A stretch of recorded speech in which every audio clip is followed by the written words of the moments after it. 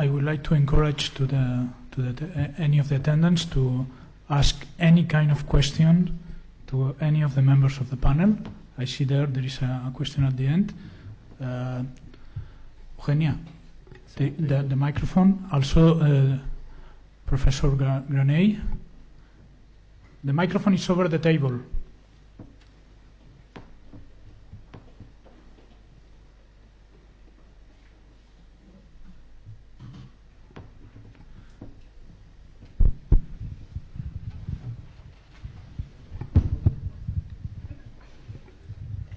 Good evening.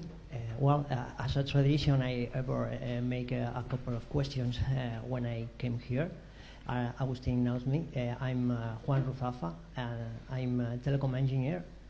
And I have two questions, one for Martha, another for the technician, the SIN. The first one is about the IoT. I went to the IoT at the FIRA in October, last October, and it's true, many of the producers have no idea of security, but security is not only security against other people, also is against failures that can harm installations or people. What's your point about that? It's a huge problem, and it is a huge risk. And one of the challenges that is posed by this risk is whose responsibility is it? Is it the responsibility of the entity or the person who is buying the device? Or is it the responsibility of the entity that is manufacturing the device or selling the device? And for my friends who know me, I'm going to give the standard lawyer answer, which is, it depends. But in fact, the answer is the responsibility at this time is for everyone. If you are buying a device, if you are buying a smart television, I just bought one, and one of the options on the TV was to sign up for Netflix. Now, I haven't done it yet, but I will. But if I do, I give Netflix some of my personal information, and maybe Netflix is going to use it only for the purposes it says, but maybe Netflix isn't. Maybe Netflix is going to sell that information to a third party and generate a whole new revenue stream. And if I don't recognize that when I give them my personal information, shame on me.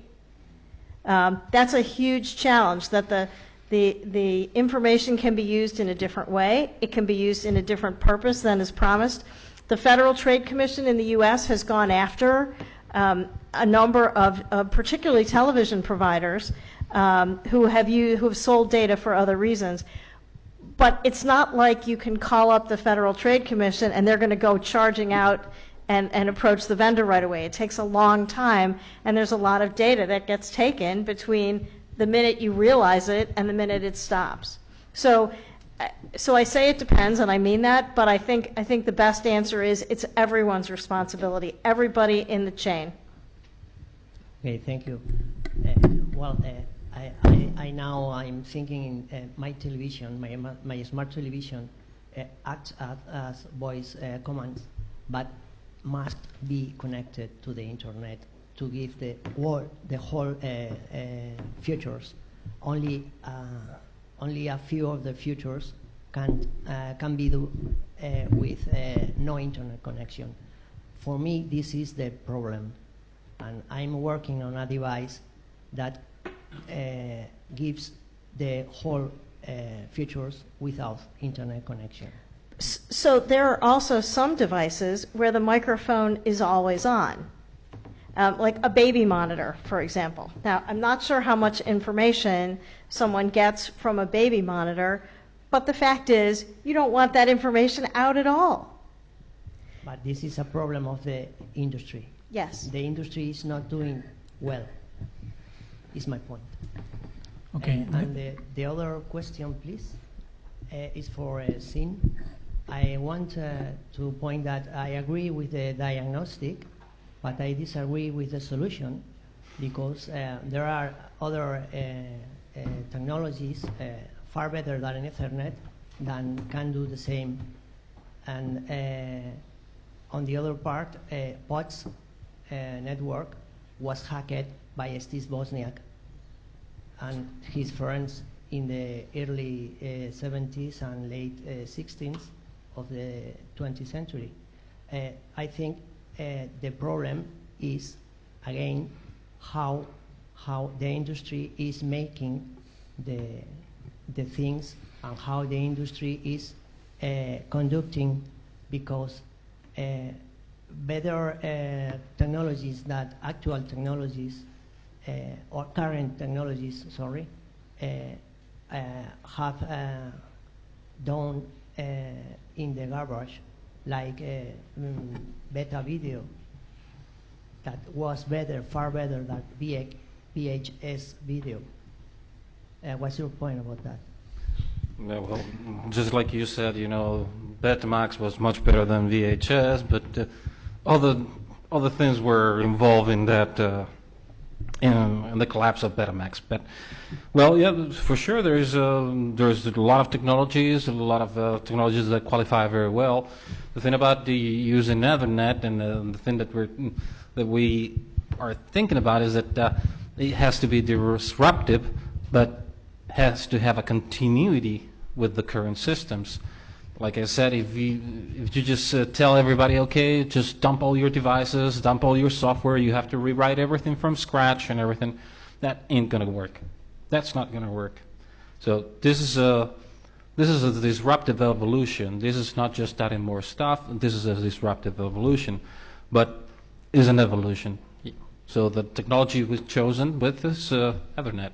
And just like everybody can have their own technology, we're just trying to say that we think that this is one solution. But yeah, the problem with the technology is like I said, and you said too, that this technology that we're using is from very, very far ago now. In the internet ages is Jurassic, so we're still using it. So that is a problem. Please, Professor Granell. Considering, you know, the security problems you explained to us, is possible to organize a democracy with electronic vote? Because, you know, you control the fares, the voting, the persons there, and finally, you know, it's an account. And perhaps Donald Trump is winning or Hillary is winning, no? But what happens in the middle, no? Is possible to make electronic vote sure for everybody? And second question, can be a solution for the internet questions and the managing of international telecommunications and so on, to create an international body regulating the thing and not something that is just in the hands of the private sector or the companies and so on, or multinational companies and so on, can be an agency of United Nations providing for security or providing for these kind of things. What do you think about? I don't know who, perhaps Marta or Sean can be the person that can reply. Well, for the legal questions, for sure, it's not going to be me. John, do you want to answer? Well, I think part of the problem with this whole issue is, as I mentioned earlier, is an issue of trust. And you know, how are you going to trust something that you're not sure you could trust? So it's going to be a very difficult proposition all the way around. I mean, you can have legal entities and you can have collaborative communities trying to work together, but at the end of the day, the public is going to either trust it or they're not. And you know, you could have 3 million additional votes that actually is a popular vote, but the person who gets that doesn't win at the end of the day. So I don't know. There is no real answer there. Is it possible to have an agency? Sure. Why not? but who picks those people, and who is in fact going to be responsible for them? And by the way, do you trust them? It's a very big question. It's a very difficult question. But you raised it, and I think it's worth exploring. My answer is we cannot live without values. So we need to trust and to need to collaborate. There is no other option, in my opinion. If we don't, we can choose every morning when we wake up if we want to build or we want to destroy. And if we want to work for true or we want to go for lie. So, and in my opinion, this is this is a metaphysic answer, but the true is more powerful than the lie. Of course, but if Mr. Putin can put the president of the United States, you can imagine, no? Well, the revolution, you know, the permanent revolution. Well, you know, it's a great question, and you know, as we've talked about this as a panel, one of the great things that's kind of unique about the United States is we have 50 different states with 50 different voting platforms, and even inside those states, there's places that do manual, you know, handwritten ballots. And one thought is, why do we have 50 different, you know, systems? And even beyond that, you know, in Georgia where I live, there's like 150 counties just within inside one state, okay? But what that does is it makes it very difficult for someone to hack an election, because you have to hack all these different little tiny counties within these states, and it makes it difficult for the people counting. But at the same time, the fact that it's not centralized by the federal government is one of the things that makes it more secure. So if there was a body that says, okay, we're going to centralize all this functionality, it makes it more vulnerable. The other thing, just to point out, there really hasn't been any accusation or any evidence presented that the election tally itself, the count itself, was hacked or that it was influenced at all. As Martha pointed out, the influence was more leaked emails that maybe turned the direction slightly, that could have had an outcome of the election. But the election itself, I think most Americans are like, you know what, it is the count, and as best as it can be. Now, we do have people that vote twice and dead people that vote, and we have all these other problems, but it being impacted from the outside is not, at this point, a massive concern. But I just want to add, though, that perception is a problem, because even though possibly it wasn't hacked, some people believe, because they've been being told they should believe, a particular point of view. So again, it becomes another level of issue, and that issue, from my perspective, is, can you trust the message? Well, and if your side lost, then of course, you know, it was hacked and we were cheated, and we can't accept the outcome. You know, there has to be another reason why, you know, my candidate lost. So. Yep.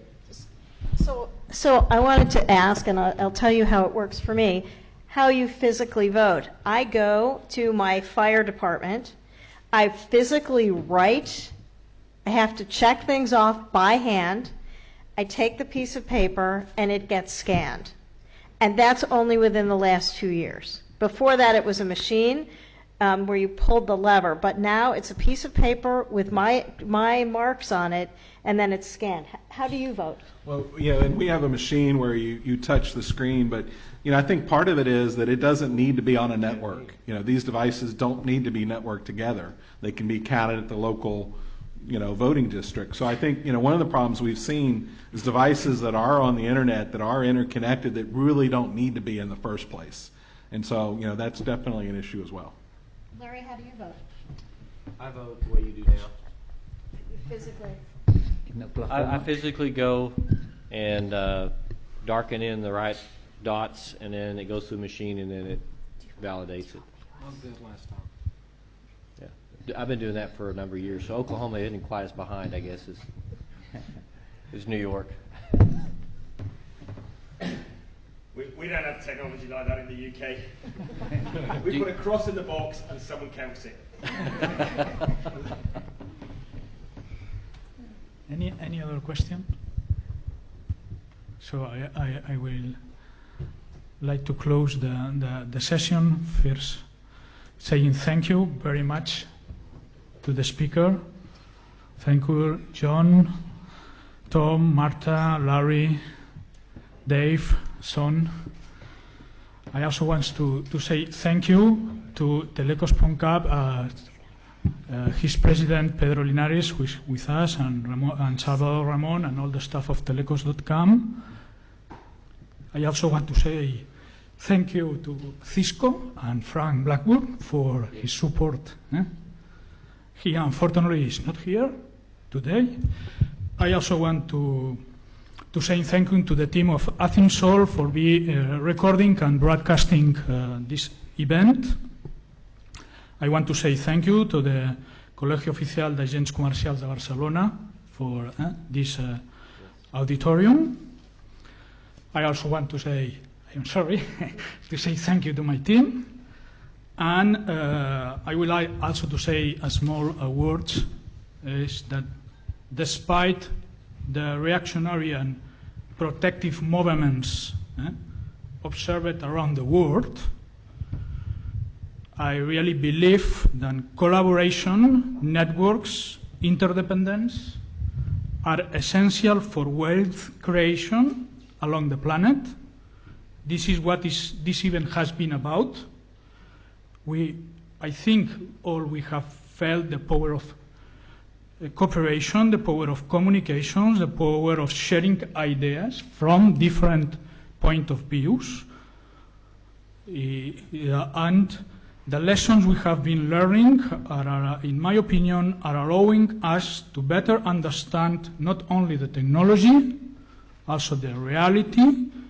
So altogether, coming from very far away locations, we are building a better world, much better communities, interconnected communities. We know that this is a continuous process, a race without a finish line.